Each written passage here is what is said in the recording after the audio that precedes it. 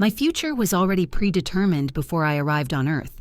The mother of my physical body had dreamed since childhood of having an extraordinary child. She fervently prayed to God and vividly imagined, paving a dream path toward her desired goal. Being the daughter of a strong lineage of blacksmiths and fortune-tellers, she chose the father for her children from an equally powerful line of spiritual preachers and healers. Additionally, one day she met a gypsy who told her she would give birth to a firstborn whose fate would be dedicated to God. My mother expected a son, but first a daughter was born, and then another. A year before my birth, the spirit of a powerful shaman entered my mother's womb. This shaman had already transcended the need to incarnate on Earth, serving Tengri Khan. He came solely to pass on power and knowledge to the soul, destined to appear in the middle world. My parents lived in a Siberian village surrounded by forest.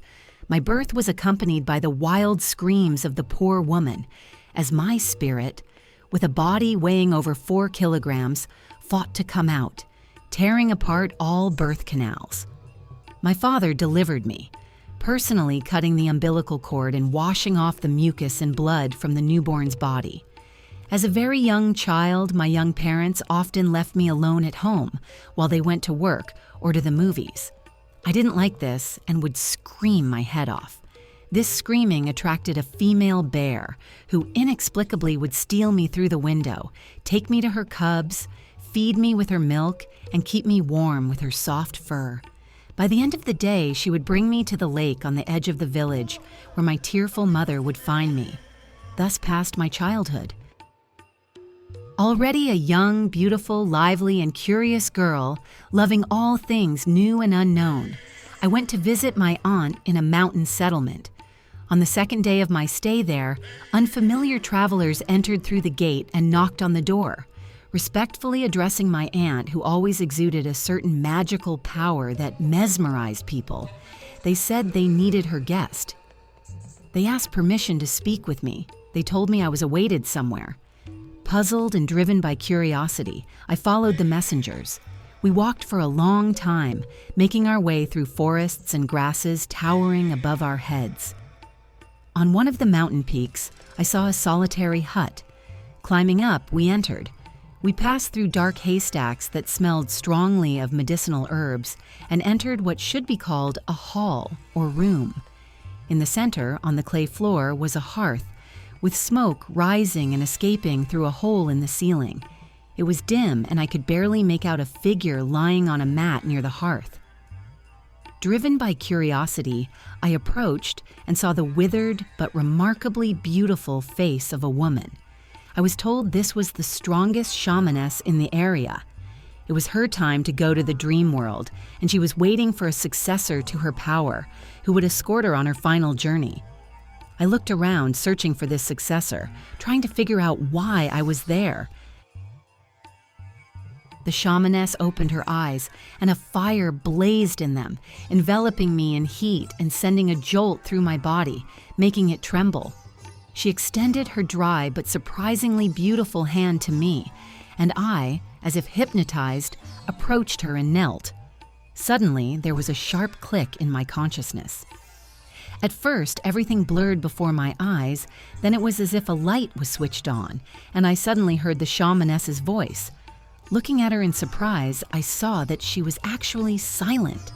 The shamaness's voice echoed within me. It was an incredibly melodic, deep voice. It seemed very familiar and dear to me. Now you will take the drum above my head and escort me. This will be your first initiation. The second will happen when you meet the old Kam, who will bring knowledge to all the people of Earth. You will learn from him and pass on this knowledge throughout the world, becoming a great shamaness yourself. She closed her eyes. Her voice echoed in my head. Begin. I don't know how, I wanted to scream, but obediently took the drum in my hands and lightly touched it with a drumstick. It responded with a long groan. Then gradually, rhythmic sounds began to emerge more and more joyfully. Suddenly I saw that together with an amazingly young and beautiful woman, we were flying in a swift flight on the drum. The wind tousled our hair, and rivers, mountains, lakes, seas, and forests flew past us. Everything was so unusual. I had never seen anything like it in real life. We were surrounded by a host of various spirit helpers. Along the way, the shamaness explained to me the significance of each spirit and passed them on to me. I was being filled more and more with some incomprehensible power. Suddenly, I remembered that this state was familiar to me. I had felt this power when the female bear nursed me as a child. We flew to a place where the shamaness was to embark on her journey alone. I beat the drum furiously. Suddenly, I struck it with such power that the drum burst, emitting a final cry for its mistress. I woke up in a beautiful clearing under a starry sky. Unusual silence surrounded me. Only a small bird occasionally gave its gentle call, as if to reassure me that I was not alone. The world was full. From that moment, my life began to change, and I met the old calm as predicted to me, who deeply changed not only my life, but also the lives of many thousands of people. The great messenger on earth brings sacred knowledge, leading humanity to light and happiness. His disciples, including me, pass it on throughout the world. Thanks to acquiring this knowledge, thousands of people have already found health, happiness, harmony in their families, success, and prosperity in life.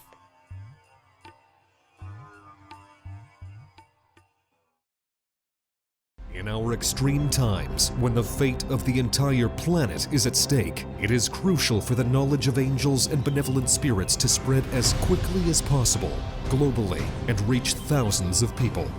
In this way, we can change the future of all humanity. Which is why we are addressing you, dear soul of light. Spread the knowledge about our wise books and films.